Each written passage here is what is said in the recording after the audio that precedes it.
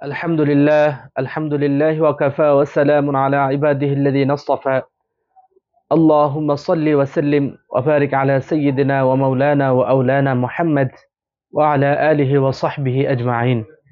মুহতারাম সামিঈন, আমরা ইতিপূর্বে আলোচনা করেছি রমজানুল মুবারকের বিভিন্ন আনুষঙ্গিক বিষয় নিয়ে। এরই ধারাবাহিকতায় আজকের আমাদের আলোচনার বিষয় হচ্ছে, আমাদের নিকট অনেকেই জানতে চেয়েছেন যে আমি রমজানে উমরায় যাওয়ার ইচ্ছা করেছি।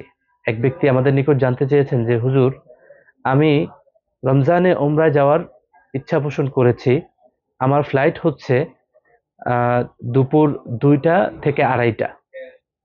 দুপুর 2টা বা 2:30টার দিকে আমার ফ্লাইট হবে। এখন আমি ইফতারির যে সময়টা, এই সময়টা কিভাবে নির্ধারণ করব?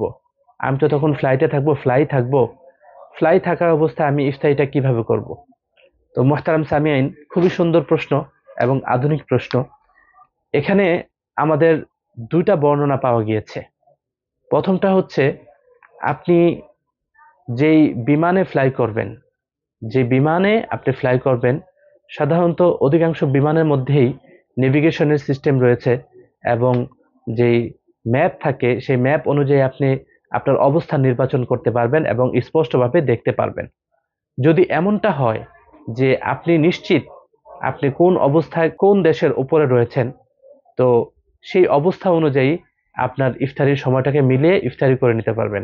সাধারণত ধরুন আপনি এখন 2:30টার দিকে ফ্লাই করেছেন, আপনার 2.5 ঘন্টা বা 3 ঘন্টা ফ্লাই করার পর আপনি হয়তো ইন্ডিয়ার যে মহাসাগর রয়েছে, ভারত মহাসাগর বা এর আশেপাশে কোথাও অবস্থান করছেন, এরকম যদি হয়ে থাকে, তাহলে আপনাকে আপনার যে অবস্থান সেই অবস্থানের সূর্যাস্ত পর্যন্ত আপনাকে ওয়েট করতে হবে। অর্থাৎ যে অবস্থানে আপনি অবস্থিত রয়েছেন সেই অবস্থায় আপনি আপনার সময়টাকে মিলিয়ে নিয়ে ইফতারিটা করে নেবেন। এটা অনেক সময় কষ্টসাধ্য হয়ে যায়, দেখা যায় যে আহ, আধা ঘন্টা বা 1 ঘন্টা বেড়ে যায় আপনার ইফতারির সময়টা, রোজার সময়টা। আমাদের দেশে থাকলে হয়তো আপনাকে আধা ঘন্টা বা 1 ঘন্টা আগে ইফতারি করে ফেলতে পারতেন, কিন্তু এটা আসলে সফরের জন্য এই কষ্টটা একটু মেনে নিতে হবে আর কি। এই হচ্ছে একটা বর্ণনা। আবার বুঝিয়ে দিচ্ছি, সেটা হচ্ছে যে আপনি যে অবস্থানে আছেন সেই অবস্থান যদি আপনি জানতে পারেন কোন দেশের উপর রয়েছেন, কোথায় রয়েছেন, সেই দেশের অবস্থা অনুযায়ী আপনাকে সূর্যাস্তের সাথে সাথেই ইফতারি করে নিতে হবে। এই হচ্ছে একটা মত। আরেকটা মত হচ্ছে, যদি আপনি এটা অবগত না হন, জানতে না পারেন যে আপনি কোথায় অবস্থান করতেছেন, তাহলে আপনাকে আহ যেই দেশ থেকে ফ্লাই করেছেন সেই দেশের নিয়ম অনুযায়ী আপনাকে ইফতার করতে হবে। এর মানে হচ্ছে, আপনি বাংলাদেশ থেকে ফ্লাই করেছেন, এখন বাংলাদেশের ইফতারের আজকে সময় হচ্ছে 6টা 10 বা 6টা 11, 6টা 12।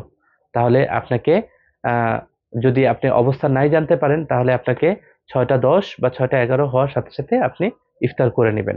সূর্যাস্তে হলো কি না হলো সেটা তো আপনি দেখতে পাচ্ছেন না, সেই হিসাবে আপনি 6টা 10-এ ইফতার করে নেবেন। আর অন্যথায় আপনাকে ওই অবস্থান অনুযায়ী আপনাকে ইফতারিটা করে নিতে হবে। আশা করি বুঝতে পেরেছেন। আসসালামু আলাইকুম ওয়া রাহমাতুল্লাহি ওয়া বারাকাতুহু।